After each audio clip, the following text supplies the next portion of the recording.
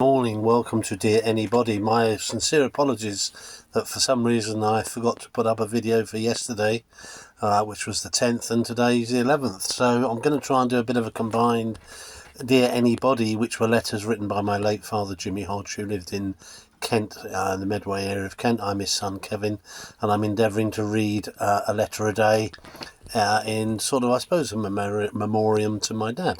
But clearly I do skip days, so I'm trying to combine 2 days really. Yesterday was the 10th, today's the 11th. There was a no smoking day 26 years ago on the 10th. Dad was talking about that.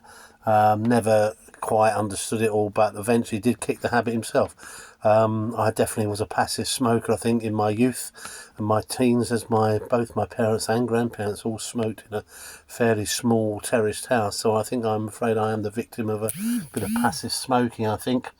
And then there was a story yesterday called Albert and Grace Juttus, both in their 70s, who managed to live 43 years in a bungalow with no mains, water, electricity or drainage apparently, and so lived a sort of good life somehow until social services were tipped off and eventually they were helped out, but they were called to say they didn't need much, they had each other, which was sweet, wasn't it, really? A guy with a Volvo car had clocked up 1.7 million miles, a record for a single car since he bought it in 1966. I think well done, Volvo. Today on the 11th of March, it was a funny thing about something about sex, so I've got to be a bit careful what I say, I guess. But it was apparently people who have make love 3 times a week can look 10 years younger than people who only make love twice a week, or even more, I suppose, who only make love once or never. So Dad was extolling the virtues of that side of intimacy, I guess. And the second one, which was a bit sad because I was there at the time. There was a feature in one of the papers about former child wonder singer Lena Zavaroni, but later she succumbed to anorexia, which killed her, I think. Eventually she was 35 in 1999, but sadly she did die, didn't she? But living in a sort of flat, council flat on an income of less than £50 a week. And Dad recalled a time when she was performing at the Winter Gardens Margate in Kent, and she gave I think a rip-roaring performance singing-wise.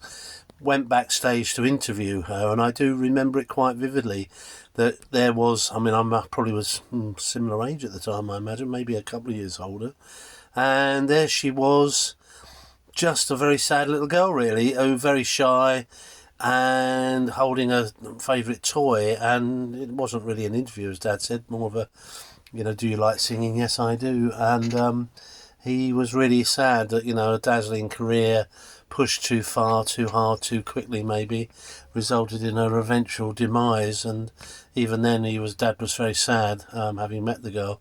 But I think it was one of those cases of, perhaps she was pushed onto stage school and could, and unfortunately you do see it now. We've got Britain's Got Talent, haven't we? And we see very young performers on the front of stages given their sort of moment, and one never knows quite what's being stored up some 30 years later. And having been around now for 68 years, my feeling is sometimes these very young stars come, go, they like a firework, aren't they? They shine brightly for a moment or two, and then sadly they can go into obscurity really.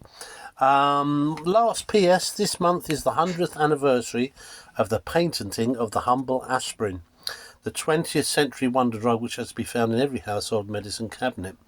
I wonder why men on going to bed would often be confronted by the wives pleading, "Not tonight, dear, I have a headache." Didn't go downstairs to get an aspirin. Yes, quite. And that ties in with his first bit in the article, I suppose, about sexual relations. Anyway, a slightly unusual couple of days. I'll try and catch up tomorrow to make sure we have the right day on the right side. But that was the 10th and the 11th of March. So I'm sticking this up today on the 11th. Apologies for yesterday. And thanks for watching. Like, subscribe, tell, comment, whatever you do on these things. So feel free to do so. All right, cheers, bye.